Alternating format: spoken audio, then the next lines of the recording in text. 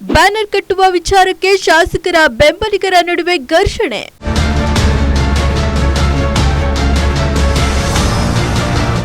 ಘರ್ಷಣೆಯಲ್ಲಿ ಕಾಂಗ್ರೆಸ್ ಕಾರ್ಯಕರ್ತನೋರ್ವ ಸಾವು.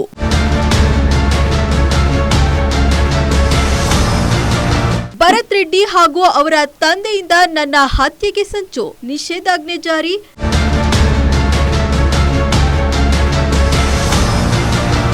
ಜನಾರ್ದನ ರೆಡ್ಡಿ ಸೇರಿ 11 ಜನರ ವಿರುದ್ಧ ಎಫ್ಐಆರ್.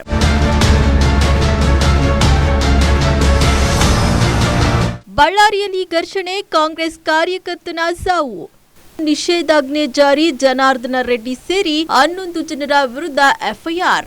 ರೆಡ್ಡಿ ಮನೆ ಬಳಿ ಫೈರಿಂಗ್, ಶ್ರೀರಾಮುಲು ಮೇಲೂ ದೌರ್ಜನ್ಯ. ಬ್ಯಾನರ್ ಕಟ್ಟುವ ವಿಚಾರಕ್ಕೆ ಶಾಸಕ ಭರತ್ ರೆಡ್ಡಿ ಮತ್ತು ಜನಾರ್ದನ ರೆಡ್ಡಿ ಬೆಂಬಲಿಗರ ನಡುವೆ ಗುರುವಾರ ರಾತ್ರಿ ಸಂಘರ್ಷ ಸಂಭವಿಸಿದೆ. ಪರಿಣಾಮ ಸ್ಥಳದಲ್ಲಿ ಉದ್ವಿಗ್ನ ಪರಿಸ್ಥಿತಿ ನಿರ್ಮಾಣವಾಗಿದ್ದು, ನಿಷೇಧಾಜ್ಞೆ ಜಾರಿಗೊಳಿಸಲಾಗಿದೆ. 2 ಗುಂಪುಗಳಿಂದ ಕಲ್ಲು ತೂರಾಟ ಸಂಭವಿಸಿದ್ದು, ಘಟನೆಯಲ್ಲಿ ಕಾಂಗ್ರೆಸ್ ಕಾರ್ಯಕರ್ತರೊಬ್ಬರು ಸಾವನ್ನಪ್ಪಿದ್ದಾರೆ ಎಂದು ತಿಳಿದು ಬಂದಿದೆ. ಪೊಲೀಸರು ಸೇರಿ ಹಲವರಿಗೆ ಗಾಯಗಳಾಗಿದ್ದು, ಅವರನ್ನ ಆಸ್ಪತ್ರೆಗೆ ಸಾಗಿಸಲಾಗಿದೆ. ಗುಂಡು ತಗುಲಿ ಕಾಂಗ್ರೆಸ್ ಕಾರ್ಯಕರ್ತ ರಾಜಶೇಖರ್ ಮೃತಪಟ್ಟಿದ್ದಾರೆ. ಜನಾರ್ದನ ರೆಡ್ಡಿ ಅವರ ಬೆಂಬಲಿಗರ ಕಡೆಯಿಂದ ದಾಳಿ ನಡೆದಿದೆ ಎಂದು ಶಾಸಕ ಭರತ್ ರೆಡ್ಡಿ ಆರೋಪಿಸುತ್ತಾರೆ. ಜನಾರ್ದನ ರೆಡ್ಡಿ ಅವರ ಮನೆ ಎದುರಿನ ಜಾಗದಲ್ಲಿ ಬ್ಯಾನರ್ ಕಟ್ಟುವ ವಿಚಾರಕ್ಕೆ ಮೊದಲಿಗೆ ಜಗಳ ಆರಂಭವಾಗಿದೆ.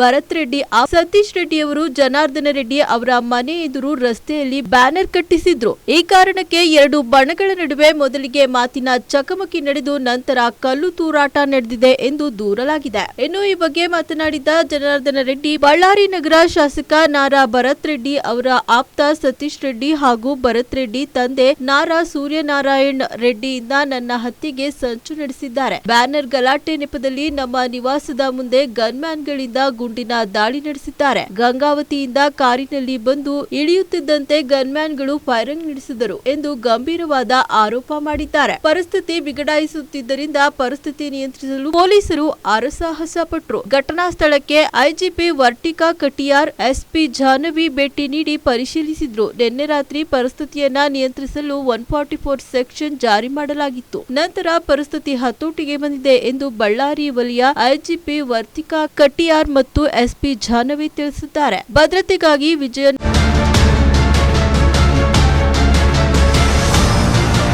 ಮನೆ ಮುಂದೆ ಈ ರೀತಿ ಪೋಸ್ಟರ್ಸ್, ಬ್ಯಾನರ್ಸ್ ನಮ್ಮ ಮನೆ ಮುಂದೆ ಹಾಕ್ಲಿಕ್ಕೆ ಪ್ರಯತ್ನ ಮಾಡ್ತಾ ಇದ್ದಾರೆ ಅಂತ ಹೇಳಿದರು.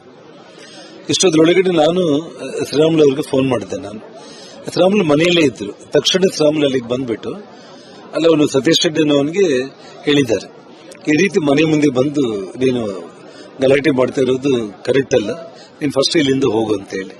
ಅಷ್ಟೊಂದರೊಳಗಡೆ ಪೊಲೀಸರು ಕೂಡ ಅವನು ಇಲ್ಲಿಗೆ ಬಂದು ಅರ್ಧ ಗಂಟೆ 3/4 ಗಂಟೆ ಆದ್ರೂ ಕೂಡ ಪೊಲೀಸರು ಬಂದಿಲ್ಲ.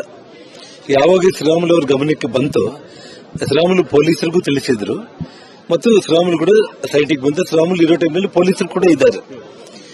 ಅವನಿಗೆ ಸತೀಶ್ ರೆಡ್ಡಿಗೆ ಅವ್ರಿಗೆಲ್ಲರಿಗೂ ಕೂಡ ಇಲ್ಲಿಂದ ನೀವು ಜಾಗ ಖಾಲಿ ಮಾಡಿ, ಒಬ್ಬ ದೊಡ್ಡ ನಾಯಕ ಜನಾರ್ದನ ರೆಡ್ಡಿ ಅವ್ರ ಮನೆ ಮುಂದೆ ಬಂದು ಈ ರೀತಿ ನೀವು ಗಲಾಟೆ ಮಾಡೋ ಪ್ರಯತ್ನ ಮಾಡ್ತೀರಿ ಅಂದ್ರೆ ಇದು ಕರೆಕ್ಟ್ ಅಲ್ಲ ಅಂತ ಹೇಳಿ ಪೊಲೀಸರಿಗೆ ಅವನಿಗೆ ಇಬ್ಬರು ಹೇಳಿದ್ದಾರೆ.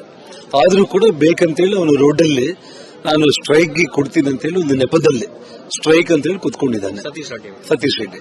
ಅಷ್ಟೊಂದರೊಳಗಡೆ ದೊಡ್ಡ ಸಂಖ್ಯೆಯಲ್ಲಿ, 100 ಸಂಖ್ಯೆಯಲ್ಲಿ ಜನಗಳನ್ನ ಕರೆಸ್ಕೊಂಡಿದ್ದಾರೆ.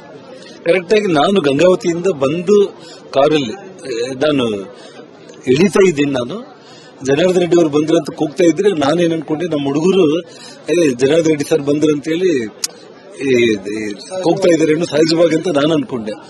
ತಕ್ಷಣ ಕಲ್ಲು ತೂರಾಟ ಮತ್ತು ಫೈರಿಂಗ್ ಸ್ಟಾರ್ಟ್ ಆಯ್ತು.